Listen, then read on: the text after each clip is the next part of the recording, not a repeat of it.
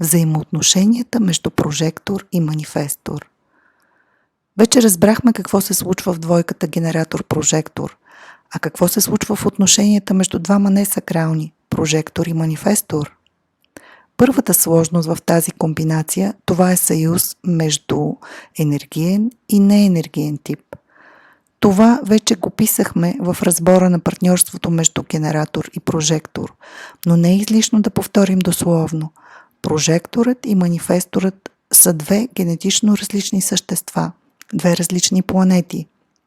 Единият тип е енергиен, а другият не е енергиен.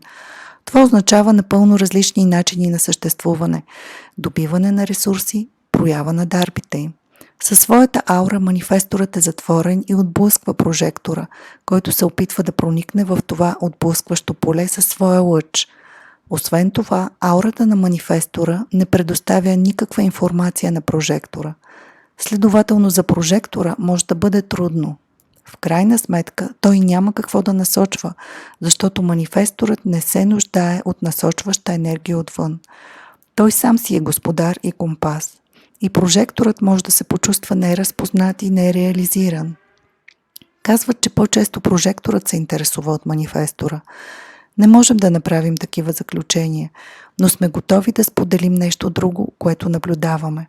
Забелязваме, че е много по-лесно за манифесторите да взаимодействат с прожектори, отколкото с генератори.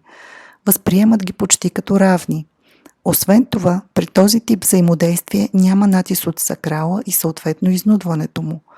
И това е най-голямата дилема в подобни връзки. Сакралният център на тези типове не е дефиниран. Няма постоянен достъп до енергия.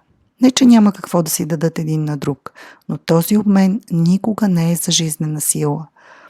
Партньорството между прожектора и манифестора ще бъде продуктивно при условие, че връзката не се превърне в основен приоритет заедно с творческата реализация или кариерата.